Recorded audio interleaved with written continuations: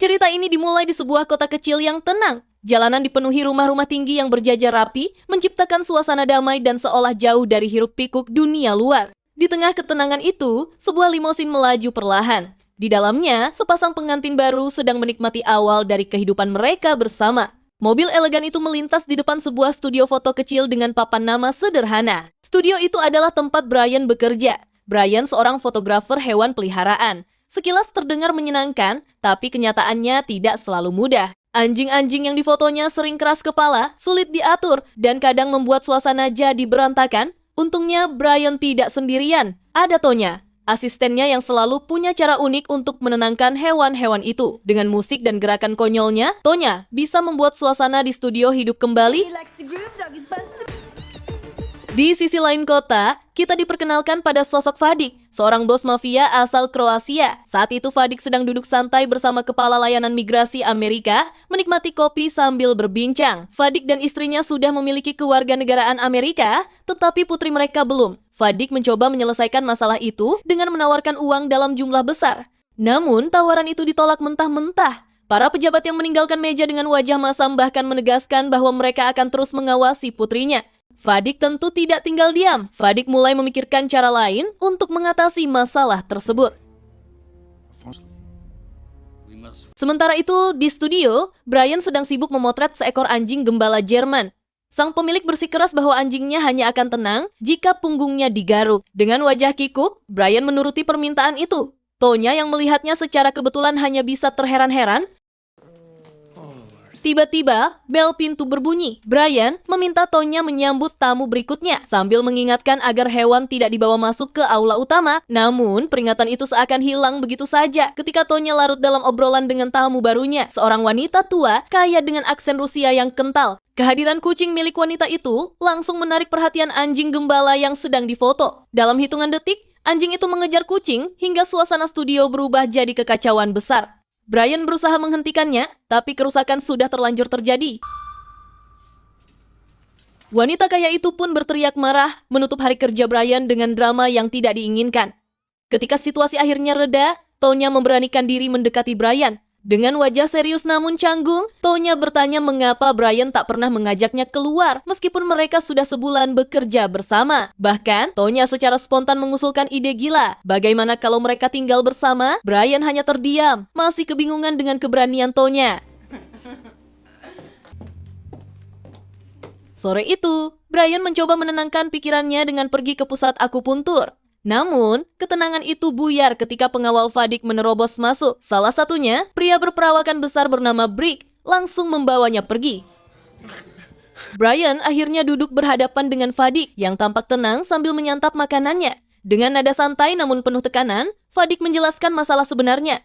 Kucing yang diserang di studio tadi adalah milik istrinya. Sambil bercanda, Vadik mengatakan, Brian pantas saja dilempar ke danau sebagai hukuman. Tapi, alih-alih, Vadik menawarkan solusi yang lebih rumit. Brian harus menikahi putrinya. Dengan pernikahan itu, putrinya akan mendapatkan kewarganegaraan. Setahun kemudian, pernikahan bisa dibatalkan, dan putrinya akan menikah dengan Brick, pengawal setia Vadik yang sudah dianggap seperti anak sendiri. Vadik menjelaskan satu hal, Brian tidak boleh menjalin hubungan asmara dengan putrinya. Brian sempat mencoba kabur, tapi jelas tidak ada jalan keluar. Vadik mengingatkannya, pilihan itu bukanlah permintaan, melainkan kewajiban. Malamnya, Brian menelepon ibunya, berharap mendapatkan simpati. Namun, reaksi sang ibu justru berbeda. Ibunya melihat ini sebagai kesempatan emas. Baginya, menikahi gadis kaya bukan masalah, malah langkah yang pintar. Not good news, Mom. Did you miss the part about All men are afraid of commitments. Keesokan paginya, Vadik memanggil Brian untuk naik ke jet pribadinya. Di dalam pesawat itu, dengan gaya tenangnya, Vadik mengumumkan bahwa pernikahan akan dilangsungkan dalam 2 minggu. Tanpa banyak basa-basi, Vadik bahkan menyerahkan cincin pertunangan untuk diberikan kepada putrinya nanti. Setelah itu, Vadik menyuruh Brian turun dari pesawat. Pagi itu, Brian tetap datang ke studio seperti biasa, tapi suasananya langsung terasa berbeda. Tonya sudah menunggunya dengan wajah penuh amarah. Tonya menuduh Brian mengarang cerita tentang pernikahan itu, hanya untuk menghindar dari perasaan dan kedekatan mereka. Ini serius, tanya? Aku benar-benar akan menikah? Jelas Brian berusaha meyakinkannya, tapi Tonya hanya memutar matanya, jelas tak percaya. Frustrasi, Tonya akhirnya bertekad untuk membalas dendam dengan caranya sendiri, yakni membuat kekacauan saat pesta pernikahan nanti. See about that. Hari-hari pun berjalan cepat. Selama itu, Brian sering menghabiskan waktu bersama Brick. Mereka berjalan-jalan di sekitar studio sambil Brian bercerita tentang kisah cinta palsunya dengan putrinya Vadik. Brick mendengarkan dengan wajah datar, lalu memperingatkan agar Brian tidak melakukan sesuatu yang bodoh yang bisa memancing amarah Vadik. Oh, okay. You listen to me. A date's been Malamnya, Brian akhirnya bertemu langsung dengan Masha, putrinya Vadik, di sebuah bar kecil. Masha, yang ternyata fasih berbahasa Inggris, membuka percakapan dengan jujur.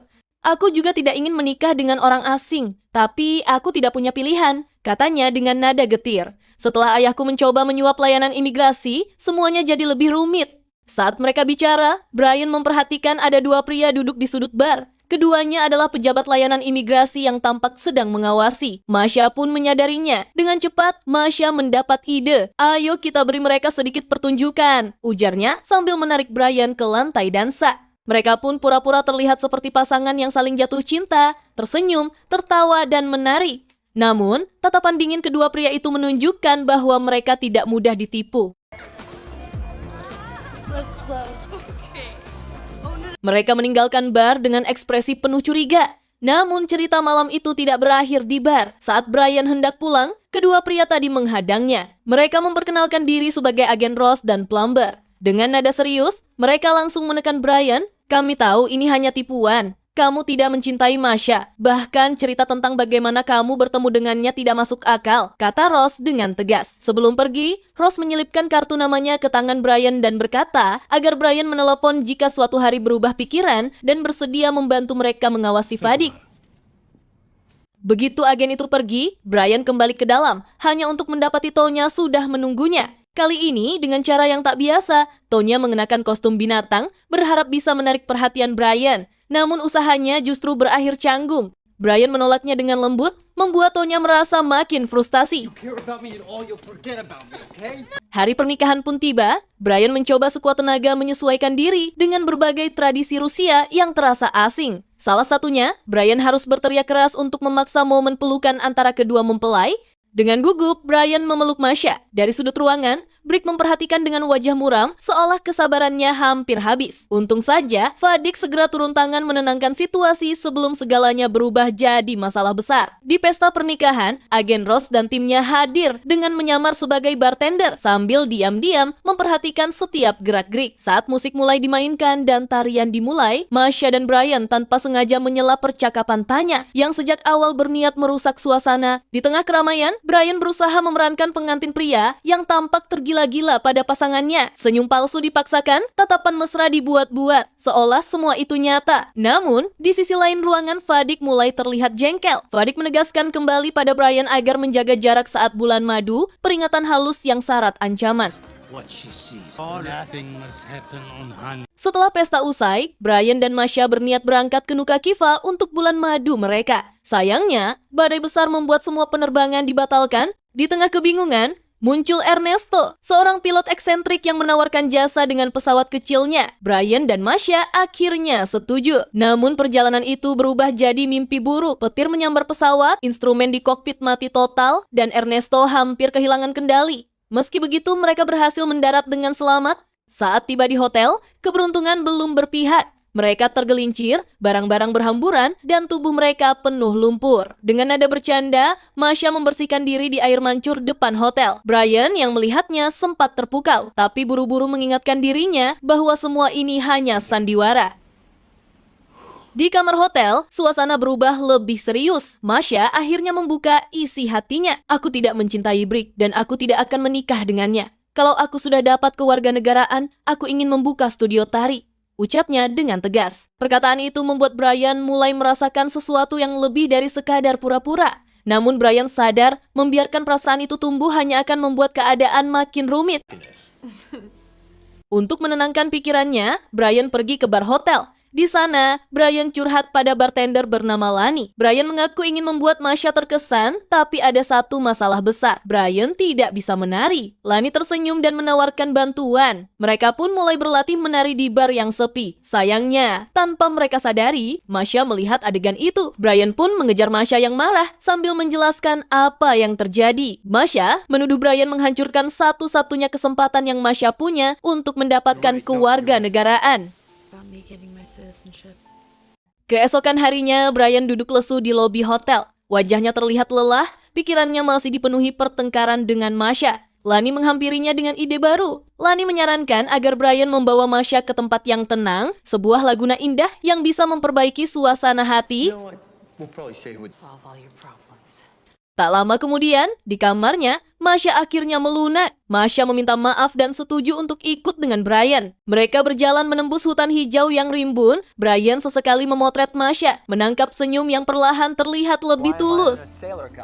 Setibanya di pantai, suasana menjadi lebih ceria. Brian berlari ke air sambil tertawa, membuat Masha ikut terhibur. Masha lalu melemparkan kerikil ke arah Brian. Sebagai balasan iseng, Brian melepas celana pendeknya dan melemparkannya ke Masha. Masha tertawa terbahak-bahak lalu berlari sambil membawa celana itu. Namun, tawa itu berhenti ketika Masha mendengar suara mencurigakan dari arah hutan. Dalam sekejap, suasana berubah tegang. Masha disergap dan pandangannya menjadi gelap. Sementara itu, Brian kembali ke hotel dengan kondisi mengenaskan, hanya berbalut daun untuk menutupi tubuhnya.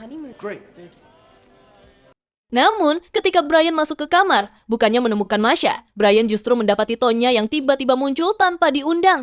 Di tengah kekacauan itu, telepon Brian berdering. Suara asing di ujung sana mengatakan bahwa Masha telah diculik. Brian diminta menyediakan tebusan sebesar $10 juta pada malam berikutnya. Brian panik. Brian hanyalah seorang fotografer biasa, bukan orang yang terbiasa menghadapi tuntutan sebesar itu. Kepalanya penuh dengan pertanyaan, bagaimana mungkin Brian bisa menyelamatkan Masha? Sementara itu, Brick datang ke pulau dengan restu langsung dari Vadik. Brick mencari-cari informasi, dan dari bartender hotel Brick mendengar tentang petualangan Brian. Cerita itu hanya membuat keadaan semakin rumit. Brian, setelah memberitahu Lani dan Tonya tentang penculikan Masha, akhirnya memutuskan untuk bertindak. Lani menyarankan agar mereka mencari bantuan dari sepupunya, Ernesto. Saat mereka masih menyusun rencana, tiba-tiba Brick menerobos masuk. Suasana langsung kacau. Di tengah kejar-kejaran yang menegangkan, Brian berhasil mengecoh Brick, sementara Tonya dan Lani kabur lewat balkon. Brick yang frustasi terus mengejar mereka, tapi Masha tetap belum ditemukan. Tak lama, Lani membawa Brian menemui Ernesto. Awalnya, Brian menolak bekerja sama, tapi ketika melihat Brick semakin dekat, Brian tak punya pilihan lain. Mereka pun melarikan diri ke dalam hutan. Ernesto dengan tenangnya memandu mereka melewati jalur-jalur sulit, hingga akhirnya membawa mereka menuju pesawat kecilnya. Dalam perjalanan, Tonya mulai menggoda Ernesto, membuat Brian merasa tersisih. Namun, kekacauan kembali pecah ketika seekor skalopendra tiba-tiba muncul di dalam pesawat. Suasana menjadi ricuh di udara. Secara tidak sengaja, mereka justru terbang di atas lokasi tempat Masha ditahan. Ternyata, dalang dibalik penculikan itu bukan orang sembarangan. Ross dan Plumber, dua kepala layanan imigrasi. Masha sempat berusaha kabur, tapi sayang, usahanya gagal. Di sisi lain, Brick melaporkan kepada Vadik soal penculikan itu. Laporan itu membuat Vadik semakin yakin bahwa Brian terlibat. Namun, bagi Brian dan kelompoknya, menyerah bukan pilihan. Lani menyarankan agar mereka menemui para nelayan setempat keesokan harinya untuk mencari petunjuk. Keesokan harinya, Lani mendapatkan kabar penting. Ada dua orang Amerika yang bertingkah mencurigakan. Lani langsung menduga bahwa merekalah penculik Masha. Masalahnya, lokasi itu butuh waktu 2 jam perjalanan kaki. Tonya mulai kesal dan mengeluh, tapi Brian tetap berusaha optimis. Di tengah persiapan serius itu, Brian menghubungi Vadik. Brian bahkan memberikan nomor rekening banknya, berjaga-jaga jika sesuatu menimpanya sebelum jam 6 sore. Tapi Vadik yang masih curiga tidak begitu saja percaya. Vadik segera menghubungi Brick, mempercayakan pria itu untuk menangani semuanya. Sementara itu, Ross melaporkan kepada bosnya bahwa sampai saat ini belum ada tanda-tanda ancaman dari Brian dan timnya. Brick mendengar laporan itu merasa lega. Dalam pikirannya, semuanya berjalan sesuai dengan rencana liciknya. Sementara itu, Brian dan Lani mulai berselisih dengan tim mereka sendiri. Rekan-rekan yang seharusnya membantu malah terlihat santai, seolah situasi ini bukan hal besar. Brian yang sudah kehilangan kesabaran, akhirnya memutuskan untuk bergerak sendiri. Brian mempersenjatai diri dan bertekad mencari Masha dengan caranya sendiri. Di sisi lain, Masha menunjukkan keberanian luar biasa. Dengan kecerdikannya, Masha berhasil melepaskan diri dari ikatan. Tanpa pikir panjang, Masha melawan para penculiknya dengan taktik yang mengejutkan, lalu berlari ke jalan untuk menyelamatkan diri. Di saat yang sama, Tonya tiba-tiba berhadapan langsung dengan Brick yang sudah tahu bahwa Brian sedang menuju ke tempat Masha ditahan. Saat ketegangan memuncak, telepon Brian berdering. Ternyata itu Masha. Dengan suara terengah, Masha memberitahu lokasinya. Tanpa buang waktu, Brian melaju ke sana. Tapi begitu tiba, langkahnya terhenti. Brick sudah menunggunya. Keadaan berubah kacau. Baku tembak tak terhindarkan. Meski begitu, Brian berhasil keluar dari situasi berbahaya itu. Brian mengalahkan lawannya, mencuri sebuah jeep, dan kembali melanjutkan pencarian. Di tempat lain, Ernesto yang sempat terkena pukulan keras hingga linglung, akhirnya sadar bahwa Ernesto harus ikut turun tangan. Bersama Lani, Ernesto memutuskan menggunakan helikopter untuk mempercepat misi penyelamatan. Brian akhirnya berhasil menemukan Masha. Dengan cepat, Brian membawanya kabur menggunakan jeep lalu berpindah ke perahu untuk menghindari kejaran. Tapi Ross tidak menyerah, terus mengejar mereka tanpa henti. Setelah melewati banyak rintangan, Brian dan Masha sampai di sebuah desa terpencil milik suku lokal. Di sana, mereka akhirnya bisa beristirahat untuk semalam. Namun, ketenangan itu tidak bertahan lama. Jejak mereka kembali ditemukan dan situasi kembali memanas. Dalam pertarungan sengit, Brick mengkhianati Ross. Tapi bukannya berhenti, Brick malah mengarahkan ancaman kepada Brian. Pertarungan keduanya berlangsung keras di tebing curam, hingga akhirnya mereka berdua terjatuh. Beruntung, Brian berhasil selamat dari insiden itu. Ernesto muncul tepat waktu dengan helikopter, mengevakuasi Brian dan Masha dari lokasi berbahaya. Setelah mendarat, Masha mencoba meyakinkan Vadik untuk memaafkan Brian dan memberi restu atas hubungan mereka. Namun, Brian menolak dengan tegas. Brian tidak ingin menjadi bagian dari keluarga itu.